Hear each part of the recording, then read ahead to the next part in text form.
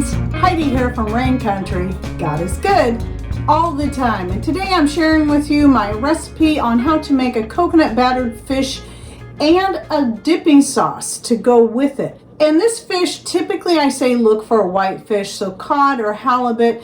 The first video I did on this years ago I was using halibut, but cod is another great option, which is what I used when I made it last night.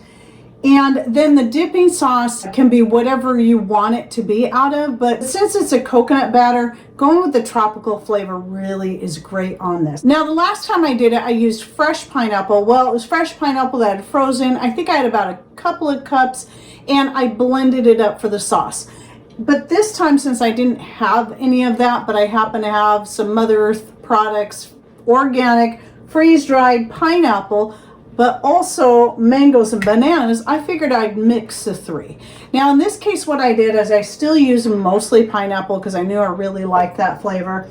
Some of the mangoes, and then just a little bit of the banana, as you can see in this picture here, because I thought it'd be sort of fun to play with the flavors. Now I'm gonna admit that I think I would have liked it better had I left the bananas out. It was still good. I just like the pineapple flavor a lot better with this. I think the mangoes would have been fine if I just done the two, but just plain pineapple is great. So if you're using freeze-dried produce to do this, you want to equal about a cup total of whatever you're using.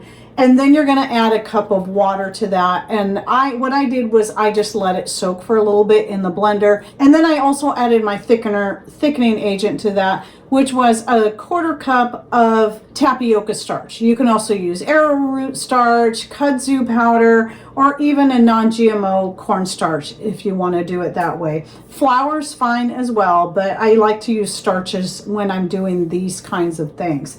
And then I also recommend ginger. Ginger really sets this off. For this amount, I would say 2 teaspoons at the minimum of ginger, which is what I used in it last night. I wish I would have put a whole tablespoon. It needed more ginger in my personal opinion. And then I also like to make it spicy. So I would say 1 to 2 teaspoons of red pepper flakes, or 1 to 2 tablespoons depending on how spicy you like it. Again, for this one, I should have added more red pepper flakes to make it a little spicier, though it was still pretty good. And then also you're going to want to add about a 1/4 teaspoon of salt. And then you're going to want to cook that until it starts to thicken, and you get the thickness that you want in that. And at that point, if you want it a little bit sweeter, you can either add about a 1/4 cup of cane sugar to that. You know, the pineapple's pretty sweet on its own, as are the mangoes and the bananas. So you may not want to add any sweetness to it. I like a little more sweetness to it than that. And in this case, I used raw honey, but since I was using honey, I waited until after I took it off of the heat source and then mixed the honey in there. You can even let it cool down quite a bit before you add the honey. And a 1/4 cup is what I used. So that's entirely optional, just like the red pepper flakes are totally optional. And then I just set that aside and had it ready to go for when later I went to actually cook the fish. Now for the batter, the basic batter is actually the same that I use for when I'm making almond chicken or the orange chicken. So what that's going to be is 1 cup of some kind of starch, again, arrowroot, tapioca, kudzu, 1 cup of that. And then if you're gluten-free, then 1 cup of white rice flour. That's usually what I make this out of. But if you're not gluten-free and you don't have white rice flour on hand, then you can use a cup of unbleached white flour in that. So then to that, you're going to add 3 eggs, and then you're going to want to start with at least a 1/4 cup of water, and then just add the water in until you get the thickness in the batter that you want.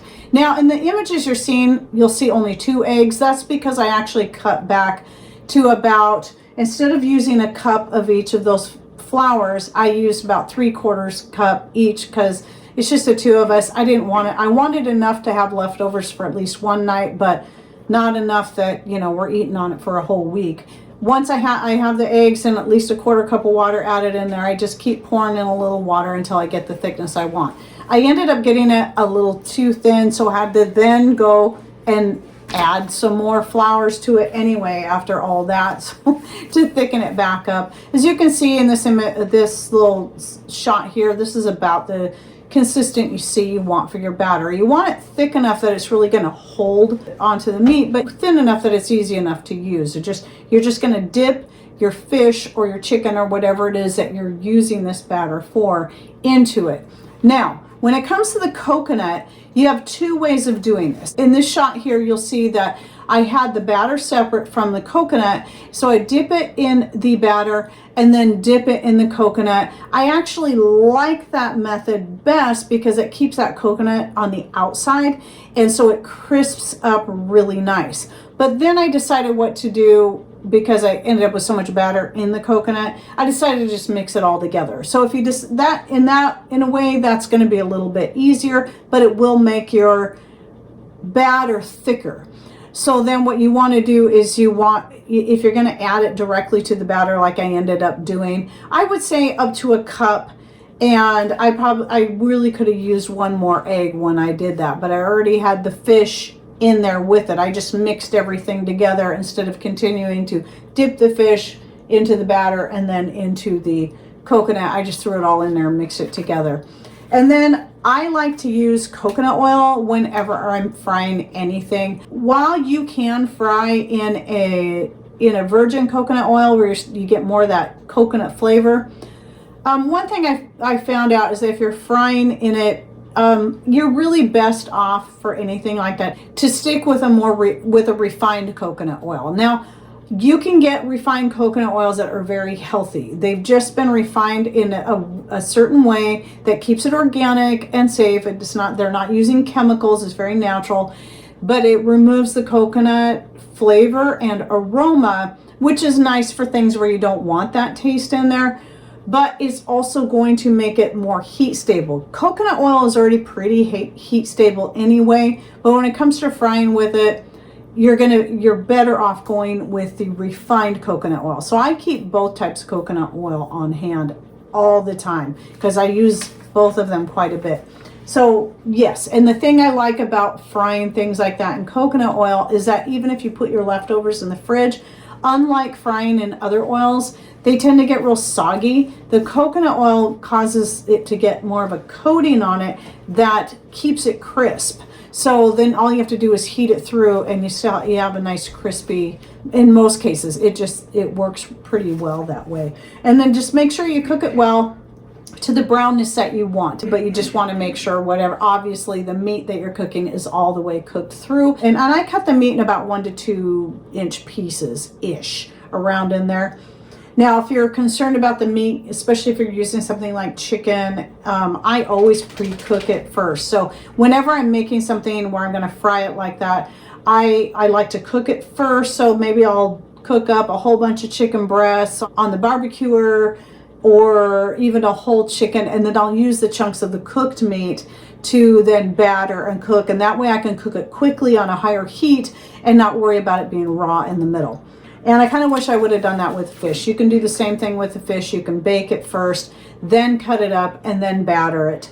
And then you can cook it at a higher heat to get it just nice and brown and crispy on the outside and warmed through all the way. And then as far as the sauce, the dipping sauce, you can either dip it in the sauce and eat it that way, or you can just spoon the sauce right over the fish and enjoy it like that. I do recommend tasting it first with it before you dedicate to eating the whole meal with the sauce over the top. You might prefer the coconut battered fish just plain as is without the sauce on it. It's just a nice little option to have, just to add more flavor, or you can even use the sauce on your side of rice, because I did actually make a side of rice with this, just white rice, and Patrick ended up putting the sauce on his rice. And by the way, I did take time to type this recipe up, and I'll be linking to it in the description box down below. So, and it's totally free. You just click on that link. It should take you right to it. It is totally free. I never ask for donations. That I like Patreon for a place where I can put all that written kind of information, where it's all in one place, and then people can just scroll through there, and you don't have to pay a dime to be able to access any of that. In fact, if you have the direct link, you shouldn't even have to have an account to be able to open the link, since everything there is public to everyone. And that's it for my recipe. So you've got the written recipe, you've got the video instructions, and then you can just play around with, if you want to make a dipping sauce, make it out of whatever you want. But I do highly recommend the pineapple. At least the pineapple by itself is a really good option to go with a coconut battered, whatever it is that you're making. Oh, and by the way, don't forget to click on more or show more down below to be able to open the description box to find that link and any other links I'll be putting down below. And thanks for watching. Take care and God bless.